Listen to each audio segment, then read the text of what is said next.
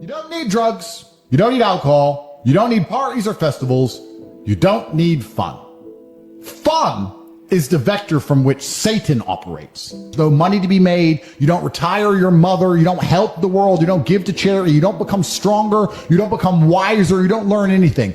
It's all just hedonistic. Life's not about fun as a man. Life is about doing the right thing because it must be done. And there are some things which are fun that you could do, which perhaps involve skill. Driving a supercar around a racetrack is fun. Cool. But a lot of this fun that is easily accessible to everyone, because not everybody can get a Ferrari on a closed racetrack. You do not need fun until you've already reached the highest possible echelon. So this whole idea that you need fun in your life, you don't. What you need is purpose. You need discipline. You need things to do which are going to benefit you and the others around you. You need obligations, and you need performance metrics. You don't need to be waking up thinking about fun. You're not important. Nobody knows who you are. You're not physically strong. You're not financially wealthy. You have bigger concerns. Hey, what are we going to do this weekend? We need to have some fun. Really? Have you actually gone out there in the universe and made a mark large enough that you're allowed some time off to have some fun? You don't deserve any fun. You don't need any fun. You have work to do. These things you think are fun aren't fun. For a man, your contentment will come from your purpose, and it will come from your competence, and it will come from succeeding objectives. It will come from completing difficult things that other people cannot complete. It will never come from the easily accessible hedonism, which you have confused for fun. If everybody can go to that concert, you shouldn't want to go. You should only want to do things others can't do. The only fun I have is doing things I know you're not allowed to do. But if you say to me, Andrew, come to this party, and I say, well, who's there? Everyone. If everyone's there, it's trash. I've trained hard that day. I've made a couple $1 million. I've checked on all the people I love, all the people I care about. My children are fed. Their mothers are taken care of. That is fun. If you say to me, Andrew, skip a portion of that organization and professionalism so that we can go and do something that everyone else can do, my answer will be no. And the fact that you think that's fun shows that you have a severe mental deficiency. You're only going to find actual fun through purpose. You're only going to find purpose through exceptionalism. So you need to become the best possible version of yourself in all realms. You're unhappy because you're trying to have fun instead of trying to become important. And you're never going to feel satisfied in your heart unless you become important. Please imagine for a second you're the most Googled man on the planet. Hundreds of millions of dollars and you're built like a tank. Imagine how you feel when you look in the mirror. Nothing can match that and nothing can beat that. So how do you find happiness? Happiness is in struggle. The struggle and the size of the struggle you're facing, along with how important it is and how important you feel it is deep in your heart, is directly correlated to how successful and how happy you're going to feel all of the time. Solving those problems lead to a positive place. Once you become addicted to it, you're going to become a machine of monumental achievement. There are some very simple basic things you can do. Weight training, chess, trying your very best to take care of your mother, retire her. You need goals and resistance and something to fight against to live well. If you only have joy all of the time and no pain, you are not going to be happy. Difficult lives are fulfilling because we used to have to hunt and fish and go through difficulty to survive. And I often see that when I speak to people who are too comfortable, they end up being unhappy. You must earn happiness. You must climb a mountain. You must struggle yourself to happiness. That's extremely important. There must be physical, mental, social, some kind of spiritual struggle. And those things being satisfied is what's going to satisfy you. The only other alternative to that, to feel good, is hedonism. And that's not going to satisfy you for very long. And it's also going to destroy your life. So you need to pick the low-hanging fruit first. And the starting block to all of these things is your body. Try and train MMA, learn how to fight, get stronger, get bigger muscles. It's a fast track to self-discipline, which will carry over into all other endeavors. In fact, how many people can say the gym saved their life? The low-hanging fruit is your body and upgrading your body. That is the easiest struggle, which is never going to backfire on you and never going to be a negative towards any other facet of your life. I actually find it amazing that there's people out there who aren't in perfect physical condition. Guys, let me tell you all a newsflash. If you eat right and you train hard, you look good. It's almost impossible to be fat and look bad if you eat right and train hard. So why don't you all look like superheroes? Do you not understand how intimidating that is just when they look at a group of people and they all look like superheroes and they can tell they're all disciplined, all dedicated, all physically strong? The struggle is what's beautiful about it. First, you want to become as strong as physically possible. Next, you want to try and make as much money as possible. Not even necessarily for the money, although money is extremely important, so it allows you to take care of yourself, but there's the challenge involved, and solving that challenge is going to make you feel more satisfied as a human. Happiness comes from success, and making money is success. People are afraid of accepting there's a problem because then they know they have a responsibility towards fixing it. And they don't want to do anything, one, because they're lazy, and two, because they're afraid they might lose. So they'd rather pretend there's no problem at all. And I think is not always the winning and the losing. It's the fighting in the first place. And there's plenty of men in history you remember who ended up losing in the end, who still fought, which is why they matter. It's not, if you're only going to fight when you're guaranteed to win, then no bravery is required. Forget about the winning and losing for now. Focus on the fight. If you do not overcome your tendency to give up so easily, your life will lead to nothing. Fear is a reaction. Courage is a decision. You have to train your mind to be stronger than your emotions, especially your impulses, or else you're going to lose yourself. Most of the important things in the world have been accomplished by men who kept fighting when there seemed to be no hope at all. The road to success is not a straight path. It's filled with twists, turns, and obstacles that will make you question your strength and your purpose. But every challenge you face is an opportunity to grow stronger, wiser, and more resilient. The only way to fail is to quit. Think about the people you admire, those who've achieved greatness in their lives. Do you think they had it easy? Do you think they never faced doubt, fear, or failure? The difference is they refused to let those moments define them. They kept moving forward, one step at a time, no matter how hard it was. You have that same power within you. It's not about being perfect or never making mistakes. It's about getting back up every time you fall. It's about refusing to let setbacks stop you from reaching your goals. You are capable of more than you realize, but you'll never know your true strength if you give up. There will be days when it feels like nothing is going your way. Days when the weight of the world feels too heavy to bear. In those moments, remind yourself why you started. Think about your dreams, your goals, and the life you want to create. Hold on to that vision and use it as fuel to keep going. Pain is temporary, but quitting lasts forever. The discomfort you feel now is nothing compared to the regret you'll feel if you give up on yourself. Every struggle, every setback, and every failure is a stepping stone to success. Embrace the process and trust that it's shaping you into the person you're meant to be. When the road gets tough, focus on the small victories. Celebrate the progress you've made, no matter how minor it seems. Each step forward, no matter how small, brings you closer to your goal. Success isn't about giant leaps. It's about consistent effort over time. Surround yourself with people who lift you up, who believe in you, and who remind you of your potential. Let go of negativity and toxic influences that drag you down. You need a support system that encourages you to keep fighting, even when the odds are against you. Remember, every great success story starts with struggle. The athletes, entrepreneurs, and visionaries who inspire us all had moments when they wanted to quit, but they didn't. They persevered, and because of that, they achieved greatness. You can too. You are stronger than you think. The challenges you're facing right now are not permanent. They're temporary. Don't let a moment of difficulty make you abandon a lifetime of dreams. Keep fighting because your breakthrough is closer than you think. If you're tired, rest, but don't quit. It's okay to take a moment to catch your breath, to regroup, and to refocus. But once you've done that, get back up and keep going. The only way to lose is to stop trying. Believe in yourself, even when it feels like no one else does.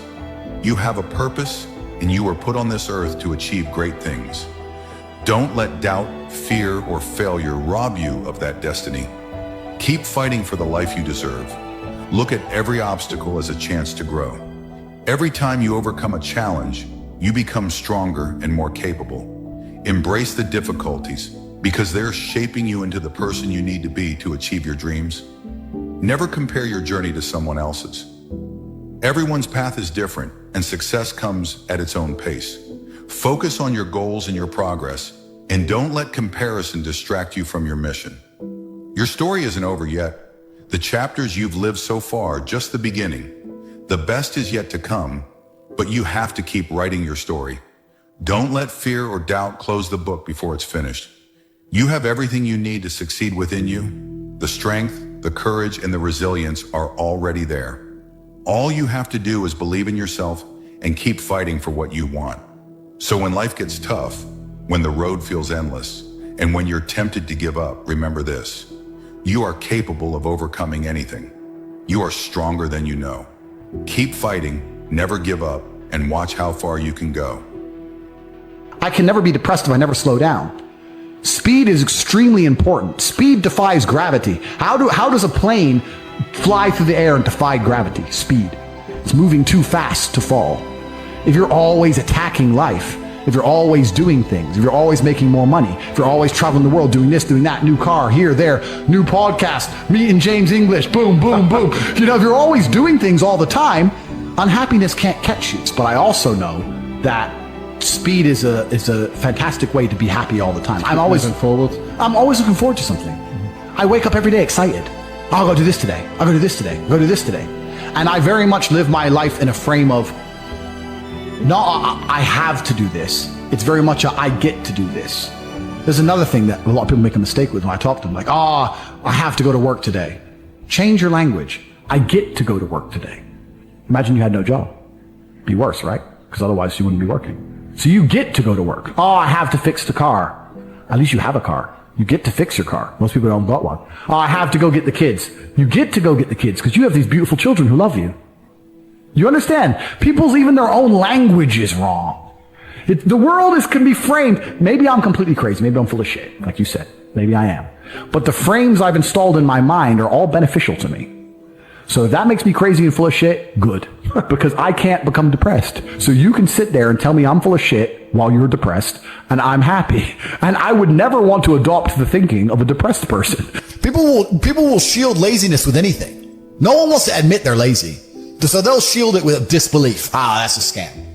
Or, I don't work hard, I work smart. Bollocks. More cover. For just anything it takes to say, I don't want to work. Do you believe in that? Work smarter, not harder? I believe in both. Yeah. But there's a time when it comes to work smart. And most people are trying to do the smart work before they do the hard work. It's kind of like talent, right? You don't notice if you're talented at something until all the hard work's done. Yep. I could be the most talented tennis player in the world, but I don't play tennis. So if I go down the tennis court, Joe Schmo's going to smoke me. I don't get to see my talent until I've worked so hard that I'm in the top 1%, and now I'm beating them because I have some God-given gift. Yeah. You understand? Yeah. You have to do the hard work first. If there's no hard work, there's no smart work. So someone's going to sit there and go, I work smart, I don't work hard, so I only have to work an hour a day. If working smart gets you a lot done in an hour a day, then you should work smart for 12 hours a day and get 12 times the work done. I am absolutely and utterly a believer in hard work. I'm a proponent of hard work. I have all this money and all I do is work. My entire life is work. This podcast is work. I'm getting in the car and going to another meeting, work. I want to go to the gym so I'm in good shape, work. It's all work. My entire life is work. And people don't want to look at life that way. They want to talk about work-life balance and being lazy and all this crap. I don't believe in any of that. I believe in if you want to win, you have to outcompete the man who's prepared to do nothing but work. It's player versus player. If you're going to sit there and go, I don't want to work more than an hour a day, well, the guy who does want to work more than an hour a day is going to beat you. And no matter how smart you are, there's always a smart dude who's doing the same smart work you are for more hours than you're doing it. That's just the nature of the game. The way that humans work and the way that we've evolved as a species is that we don't really learn lessons unless they're learned the hard way. Yeah. I believe that unless a lesson is taught the hard way, you're not going to learn it. You can have so many near misses and people won't learn their lesson. Bro, you must know a guy who goes out there, nearly crashes his car, doesn't slow his ass down until he wrecks it. Yeah. Like, this is how people are, right? So you need that pain for the lesson to sting enough to really genuinely go inside of your mind. And it's the same with everything. It's the same with driving a car or business. Truthfully, if you want to learn a lesson about business, you're going to have to suffer at some point, right? So we always say that most people are not successful with their first companies, X, Y, Z, blah, blah, blah. I get that. The truth is, there's a lot of people who make a lot of money with their first company, but they just spunk it, act an idiot, and it all blows up in their face. And that's how you get the discipline on your fourth company, that when you have $3 million in the bank, you just leave it there. You know, and don't be done with it. So you need to go through some pain. You need to experience some negative things. You need to have to a degree some trauma to really even learn any lessons. So yeah, business studies. You're right. The book. That's not going to teach you anything about business. You need to get out there on the streets. You need to make mistakes. You need to suffer. You need to have the tax man knocking at your door. You got to deal with all that stuff so that you make sure it doesn't happen again. I really think that humans are stupid enough to only learn the hard way.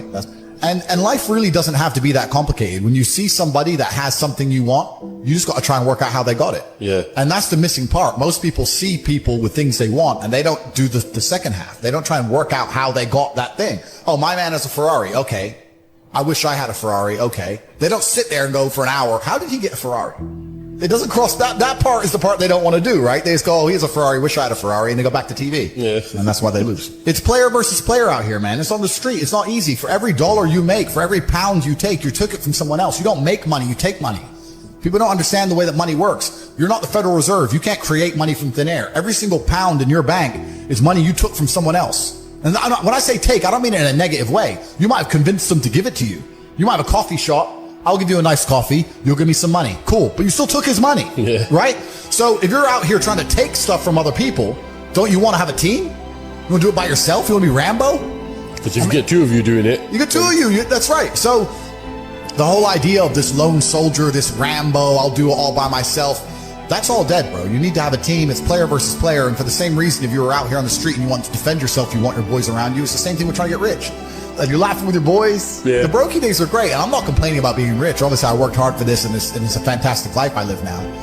But I think without those brokey days, without those original days to compare it to, without that juxtaposition, then I don't think being rich would be fun at all. I think it's only fun because you can compare it to the days when you weren't rich. That's the only thing that makes it fun. The only thing that makes my $10,000 steak fun is that you can laugh saying how you never had 10 grand in your bank till you were 27 years old. Yeah. Like otherwise it's boring. Otherwise okay, steak. And I think if you're born with too much money, that you'll never truly be happy. I think you need the brokey days. They're the best days. They're the best days. You meet somebody wealthy, their family at one point was not wealthy. And then the one shows up. One person changes the family tree forever. In my family, I'm the one. And it wasn't because I wanted it or I hoped for it. I fought for it. I want to fight for my family. I want my mom and dad proud of me. I want me proud of me. I want to look in the mirror and be happy with the man I look back at. That he gave it everything, that he went for it. That's what I want for you. I want you to be happy with you, not cool. I've seen all kinds of cool guys my whole career. Cool guys go broke. They have a good 2 or 3 years. Players who implement strategies that get focused and intense, they win decades. You got to win year after year after year. I'm almost 50 years old, man. I've got a loaded calendar. I'm after it. I'm not casual. I want to win. You hear me? Wake up. You want to win? You want to be a millionaire? You got to quit being so casual. You walk slow. You implement things slow. You talk a good game like you're going to be somebody. Business is a sport. It's competitive. You got to get focused and get in a hurry. Wake up, brother. If you make a couple of these adjustments, man, you could change your life. You could change your family forever. It's not casual. You can change the chapters in the book of your life if you want to. You're the author. It might be year 2, 3, 4 before you get your big win, but you could decide now, I'm going to walk, talk, and be a different person. You're the lead character in the story of your life. But too many of you let what I call the extras of life dictate where you're going. Y'all hear me? Here's the truth. Most people's dreams can be bought. With enough failure, they will sell their children's dreams. They can't still fight. With a little success or a whole bunch of failure, most people will sell their will to win. Some of you have sold it because you're making a little bit of money. You don't work like you did when you were making nothing. Some of you will sell your win for some failure. You're probably buyable. But if you decided my will cannot be bought, I'll keep fighting for my family. I'm the one. I'm going to change my family tree forever. Decide now. You're going to keep negotiating the price, or can you not be bought? That is you. That is you. That no one can do it for you but you. You must understand that. I remember I was playing a game with my 9-year-old son, John Leslie, and I beat him 10 straight games in a game called Connect 4. And I got up, I said, I'm ready to go to sleep now. John Leslie said, no, you can't go now, Dad. I said, why? He said, it's not over until I win. We sat down and we played several other games. And finally, John Leslie won, and he got up and he yawned. And he said, I'm ready to go to sleep now. What if all of us took that attitude after we face a rejection and a no, or we have a meeting and no one shows up? What if we have that kind of attitude? The car's repossessed. Nobody believes in you, but you're still looking at your dream. Say to yourself, it's not over until I win. It's possible. I can live my dream. It's me. I've got to make it happen. It's not over until I win. As you run toward your dream, it's necessary that you have goals, that you write those goals down, that you plan. It's also necessary that you look for ways to always find a way to pull it out when everybody else thinks that you are defeated. But the next thing, ladies and gentlemen, I want to share with you that some of you already know that it's hard. It was hard when just over 3 years ago, and I fell on some hard times, and I was sleeping in my office. It was hard coming into the lobby, and the security said, "Can we see you for a moment?" And he gave me an envelope. And the envelope was from management that said, "This is an office tower. Do not sleep in your office." And it was hard coming through the lobby. And sometimes they would laugh. There's a guy talking about becoming successful. He's bathing in the bathroom upstairs. He sleeps on the floor. Look at him. It was hard, ladies and gentlemen, coming to speak to people.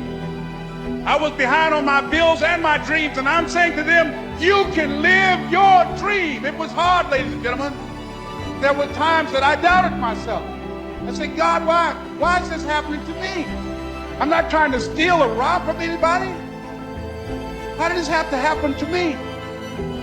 And here's what I want to say to you. Don't give up on your dream. No one could have convinced me by holding on, by continuing to push forward, that one day I would have my own talk show from Liberty City, an abandoned building on a floor. Never knowing my mother or father. It's a long shot. No college training, labeled educable, mentally retarded. But I kept running toward my dream. Don't stop. Don't stop running toward your dream. There are moments when you're going to doubt yourself. There are rough times that are going to come, but they have not come to stay. They have come to pass. It's very important for you to believe that you are the one. Begin to envision yourselves as being blessed and highly favored to reach your goals. That you can make your parents proud. You can touch millions of people's lives, and the world will never be the same again because you came this way.